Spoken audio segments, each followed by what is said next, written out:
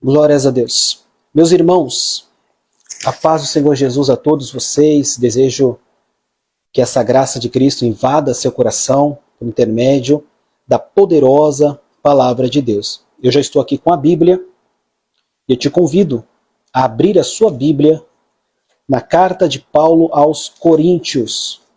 1 Coríntios, em seu capítulo de número 8. Logo após Mateus, Marcos, Lucas, João, livro de Atos dos Apóstolos, você encontra a primeira carta aos Coríntios. Deixa eu ver um pouquinho mais para cá. Procura comigo o capítulo de número 8, onde nós daremos continuidade ao nosso estudo bíblico. Todos nós sabemos que estamos aí juntos com um grupo de alunos, alunos do reino, estudando a palavra de Deus, capítulo por capítulo, versículo a versículo. Nós já estudamos a carta escrita por Tiago, a carta escrita por Paulo a Filemão, já estudamos a epístola aos Romanos e agora estamos estudando 1 Coríntios. Procura comigo o capítulo de número 8, como eu sempre explico para vocês em nossas aulas. Sempre que você puder, ao começar a ler um capítulo da Bíblia, você deve analisar se aquele capítulo é uma continuação do capítulo anterior, uma continuação de toda uma contextualização, ou se está iniciando algo novo. Por se tratar de uma carta, sempre ou quase em sua totalidade, é algo crescente dentro do entendimento do escrito da mesma. Então nós temos aqui toda uma linha de pensamento do apóstolo Paulo que já havia sido desenvolvida. Nós já estamos trabalhando aqui, já é o 8º capítulo que nós estamos. Foram 7 capítulos anteriores que muito falou conosco. Não se esqueçam de entrar no nosso grupo de WhatsApp para você ter todas as informações, os livros, e receber o link de todas as aulas que nós já tivemos, para que nós possamos crescer juntos dentro da palavra de Deus. Eu estou um pouco sem voz, acabei de ministrar a palavra de Deus ali na cidade de Diadema, mas nós vamos aqui conseguir em nome de Jesus. São poucos versículos, são apenas 13 versículos. Nós vamos aqui buscar ter o entendimento máximo aqui do que a palavra de Deus está nos passando por intermédio deste texto. Então, como eu ensinei para vocês, este texto em negrito chama-se título, de uma forma comum, ou alguns o chamam de epígrafe. Foi algo acrescentado para nos dar uma direção do que o capítulo vai estar tratando. Aqui, por exemplo, nessa Bíblia que eu estou utilizando hoje, está dizendo acerca das coisas sacrificadas aos ídolos.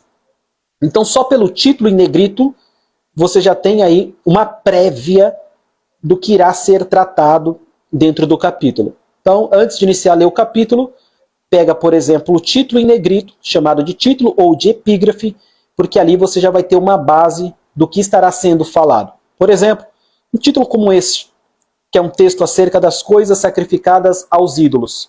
Então, nós já temos uma ideia que estes primeiros versículos vai tratar sobre isso. Vamos lá? Bíblia aberta, capítulo 8, versículo 1 diz assim: no que se refere a coisas sacrificadas a ídolos, reconhecemos que todos somos senhores do saber. O saber ensoberbece, mas o amor edifica. Versículo 2. Se alguém julga saber alguma coisa, com efeito, não aprendeu ainda o que convém saber. Olha que interessante. O apóstolo inicia este capítulo de número 8, que chega até nós dividido, assim como o capítulo 8.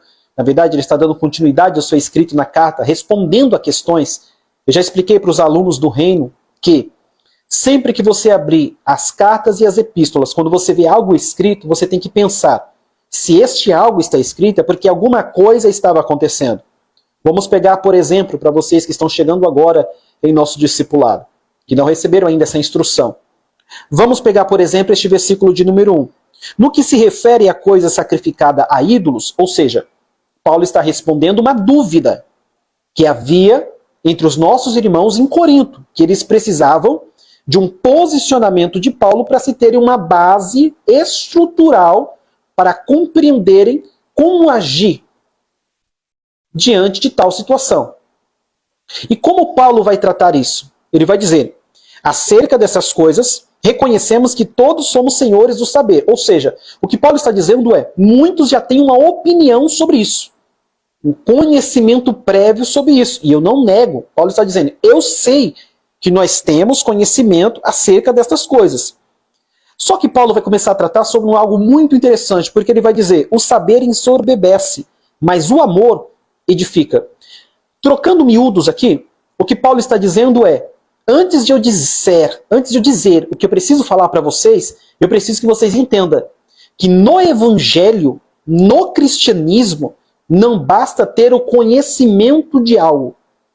Não basta ter o saber de algo. No evangelho, além do saber, você precisa ter amor. Por quê? Porque o conhecimento sem amor não edifica, ele mata. Vou repetir. É muito forte isso daqui. O conhecimento sem amor, ele não edifica, ele mata. Então o que Paulo está trazendo já desde o início é, eu sei que vocês conhecem, mas se não tiver amor para agir por intermédio deste conhecimento que vocês têm, de nada adianta. Então, nas entrelinhas aqui, neste versículo 1 e versículo 2, a primeira coisa que nós aprendemos aqui neste discipulado bíblico e expositivo é, conhecimento sem amor não edifica, ele mata. Mas o conhecimento com amor, ele é edificante dentro da igreja do Senhor, dentro da unidade, da comunidade cristã que expressa esta fé viva em Cristo Jesus. Então Paulo continua, e ele ainda diz no versículo 2, que se alguém julga saber alguma coisa, ou seja, aquele que julga não precisar aprender mais nada, sabe de tudo, conhece de tudo e que já não há mais nada a aprender, ele diz, com efeito, não aprendeu ainda como convém saber. É aquela base estrutural que todos nós já ouvimos dizer. Quando você achar que você sabe de tudo, significa que você não aprendeu nada. Vou repetir. Quando você achar que você sabe de tudo, significa que você não aprendeu nada. Lembra-me uma frase do pastor inglês por nome de Matthew Henry, que ele vai dizer, quanto mais conhecimento você tiver, mais humilde seja. Matthew Henry, ele diz, quanto mais conhecimento você tiver, mais humilde seja. Continuando aqui, versículo 3. Mas se alguém ama a Deus, esse é conhecido por ele. Olha que coisa magnífica que Paulo está escrevendo e ensinando à igreja aqui. O que Paulo está dizendo aqui? Paulo está falando da seguinte forma. Mas, versículo 3 do capítulo 8. Se alguém julga saber, se alguém ama a Deus, esse é conhecido por ele. Então quer dizer que ser conhecido por Deus não vem do conhecimento, não vem da sabedoria que você tem dele, mas vem do amor que você tem. Por quê? 1 João, capítulo 4, versículo 7 e 8, explica dizendo, amados, amemo-nos uns aos outros. Olha que lindo. Porque o amor vem de Deus. Vem de quem? De Deus. E todo aquele que ama é nascido de Deus e conhece a Deus. E se não ama, não conhece a Deus. Porque Deus é amor. Então, o amar a Deus, o estar entrelaçado com esse amor de Deus, que provém do próprio Deus, completa-se neste versículo 3. Se alguém ama a Deus, é conhecido por ele. Coisa linda isso daqui. Como eu já expliquei nas outras aulas para os alunos do Reino, nosso grupo de WhatsApp, a Bíblia se explica com Bíblia. Bíblia não se explica com axiologia. Bíblia se explica com bibliologia. É a Bíblia que explica a Bíblia. Então, sempre que você for trazer uma explicação da palavra de Deus, use a palavra de Deus como plano de fundo e como base estrutural para o seu entendimento. Versículo 4. Ele vai começar a dar introdução ao assunto. No tocante à comida que são sacrificada a ídolos, sabemos. Paulo não está dizendo eu sei, ele está dizendo sabemos. Está incluindo todos aqueles que são os destinatários de sua carta. Ele está dizendo, não somente eu sei, mas vocês também sabem. Sabemos o quê? Sabemos que o ídolo de si mesmo nada é no mundo.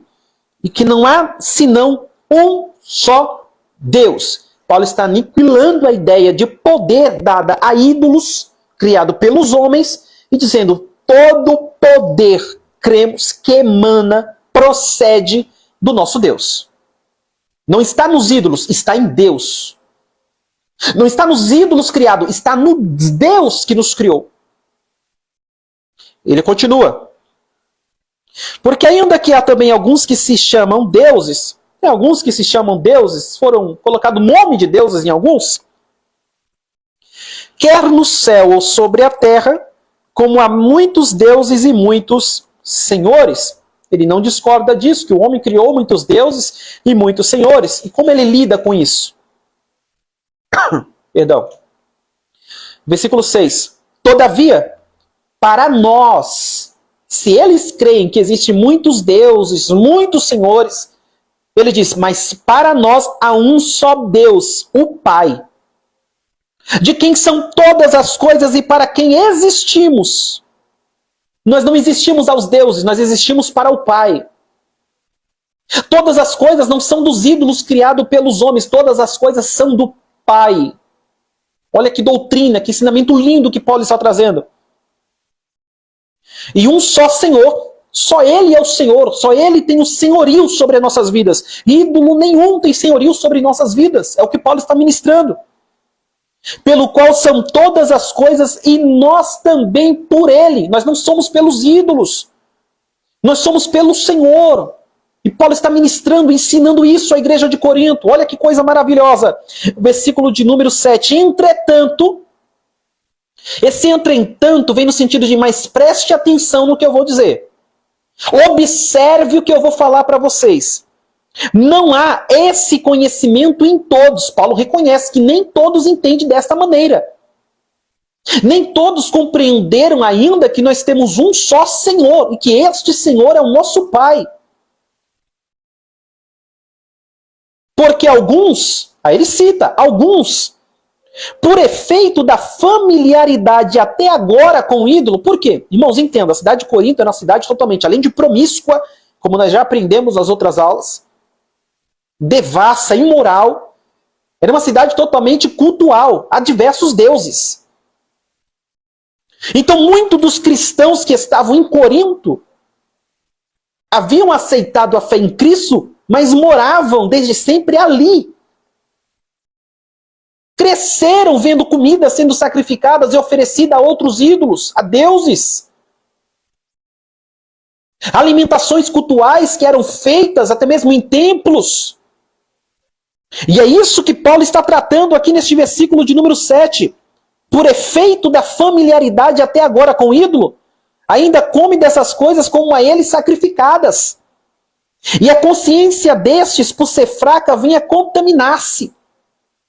Eles estavam tão envolvidos ainda com tudo o que eles tinham vivido na vida passada, que eles ainda achavam que tudo aquilo feito para os ídolos influenciava a vida deles. Eles não entendiam que o Deus que eles serviam agora, que essa nova fé que eles tinham abraçado era superior a tudo isso. Meu Deus, isso é lindo demais. E Paulo está dizendo, por causa dessa familiaridade, eles ainda têm esses problemas, essas dificuldades. E aí ele continua. 8. Ele explica, não é a comida que nos recomendará a Deus, pois nada perderemos se não comermos, e nada ganharemos se nós comermos. Paulo está dizendo assim, vocês estão preocupados com o que comem, mas vocês nem ganham nem perdem com aquilo que vocês comem. Se comerem, não ganharão nada com isso. E se não comerem esses tipos de comida, também não perderão nada. Porque não é isso que nos leva até a presença de Deus, é o que Paulo está explicando. Não é o que você se alimenta ou deixa de se alimentar que te conduz a Deus. Ensinamento precioso, maravilhoso que as Escrituras Sagradas estão nos trazendo. Coisa linda. Ele continua, versículo de número 9. Vede, porém, ele está dizendo, nem o que você come, o que você deixa de comer te aproxima ou te afasta de Deus. Porém, que esta liberdade não venha de algum modo a ser tropeço para os fracos. Por quê? Ele vai explicar. Vou continuar a leitura. 10. Porque se alguém te vir a ti, que és dotado de saber, que tem este entendimento da liberdade em Cristo, Que tem esse entendimento que o que come ou o que deixa de comer não faz diferença para Deus. Se alguém que não tem este mesmo entendimento tiver a mesa em templo de ídolo, como eu falei, às vezes nos templos havia essas refeições que eram oferecidas a outros ídolos, aí ele está dizendo, se alguém tiver nessas mesas, que não tem esse mesmo entendimento, essa liberdade que você tem em Cristo, não será a consciência do que é fraca induzida a participar de comidas sacrificadas a ídolos? Porque ele vai olhar e vai pensar, então não tem nada a ver? Se ele está se alimentando no templo de ídolos, está se alimentando, eu também vou começar então a comer tudo aquilo que for oferecido a ídolos. Aqui, qual é a diferença? Uma coisa é você estar na sua consciência livre de se alimentar de algo. Outra coisa é você ver tudo que está em volta daquele algo e dizer, ora, se existe tanta coisa em volta deste algo e nada disso é errado, então eu vou fazer porque eu já vi outras pessoas fazendo. Mas nós vamos entender nas entrelinhas bíblicas o porquê do direito de sentar-se a tais mesas e do porquê do dever de tomar cuidado do sentar em tais mesas por causa daqueles que têm a consciência fraca. Vamos biblicamente. Versículo de número 11. E assim, por causa do teu saber, perece o irmão fraco pelo qual Cristo morreu. Olha a preocupação de Paulo. Não é que você não possa, mas tem coisas que você vai ter que deixar por causa do seu irmão que é mais fraco de entendimento e que por causa daquilo pode tornar uma pedra de tropeço por ele. E para onde Paulo conclama? Onde ele puxa a base? Cristo não morreu só por você, mas Cristo morreu também por ele. Ou seja, teve um alto preço pago por você e teve um alto preço pago por ele. Então, a sua ação pode ser que gere uma comoção tão grande na vida deste mais fraco que ele perca este caminho de vida porque viu você fazendo algo que na mente dele é condenável. E como Paulo lida com isso? Como ele vai explicar isso? Versículo de número 12. Deste modo, pecando contra os irmãos, golpeando-lhes a consciência fraca, é contra Cristo que pecais. Então tem coisa que é lícito, mas não te convém. Por quê? É uma liberdade sua, mas que pode se tornar uma prisão para a vida do seu irmão. E a partir do momento que você faz algo que fere a consciência do seu irmão, Paulo está dizendo, não é que o que você está fazendo seja pecado, mas se para o teu irmão é algo errado e você faz próximo a ele, você peca contra a vida do seu irmão, porque você está mexendo com a consciência fraca dele. Então automaticamente Paulo está dizendo, não faça. Então você se priva de algumas liberdades, não porque você tem que se privar, mas por amor ao irmão de entendimento mais fraco, que não entendeu, que não compreendeu a liberdade que é em Cristo. Por amor a ele, por amor ao evangelho, você renuncia a algumas coisas para que isto não sirva como pedra de tropeço na vida de alguém. Olha como a palavra de Deus é profunda. Versículo de número 13, e a gente finaliza assim. E por isso, se, aqui irmãos, isso aqui entra em tantos detalhes, Paulo aqui está tratando sobre as comidas oferecidas a ídolos, mas isso aqui entra em tantas coisas. Dá para distinguir isso em tanto entendimento acerca da nossa vida cristã? Por isso, se a comida serve de escândalo ao meu irmão, nunca mais comerei carne, para que não venha a escandalizá-lo. Paulo está usando aqui de uma frase que permeia uma hipérbole, que é uma força de expressão. Por exemplo, vou dar um exemplo de hipérbole. Quando você diz, hoje o calor está de matar, você não vai morrer. Mas você quer dizer que está muito quente. E hoje está quente, meu Deus. Quando você diz, hoje eu estou com uma fome de morrer, você não vai morrer. Você vai se alimentar mais tarde, você vai conseguir, mas você diz que você está com muita fome, é uma hipérbole. Então quando Paulo diz assim, por isso, se a comida serve de escândalo ao meu irmão, nunca mais comerei carne, para que não venha a escandalizá-lo. Paulo está dizendo, se existe algo que eu faço, que fere a consciência do meu irmão, que prejudica a caminhada cristã do meu irmão, eu nunca mais quero fazer isso e nunca mais farei, para que eu não sirva de pedra de tropeço na vida do meu irmão. Por quê? Porque eu não quero ser pedra de tropeço na vida de ninguém, eu quero ser bênção na vida do meu irmão. Irmãos, nós finalizamos, se não me falha a memória, essa é a 32ª aula do Alunos do Reino, onde pegamos a Bíblia, capítulo por capítulo, versículo por versículo, e a estudamos. Sejam bem-vindos. Agora teremos este novo passo, onde gravaremos as nossas aulas por esta página, capítulo por capítulo, versículo a versículo, e continuaremos acompanhando via WhatsApp em nosso grupo Alunos do Reino, mandando os links das aulas, mandando os livros a serem estudados, estudando a palavra de Deus juntos, crescendo juntos biblicamente, glorificando o nome do Senhor. Que Deus vos abençoe e fale melhor aos vossos corações. Mais um capítulo da Bíblia Sagrada lido, explicado e aplicado. Deus abençoe a todos vocês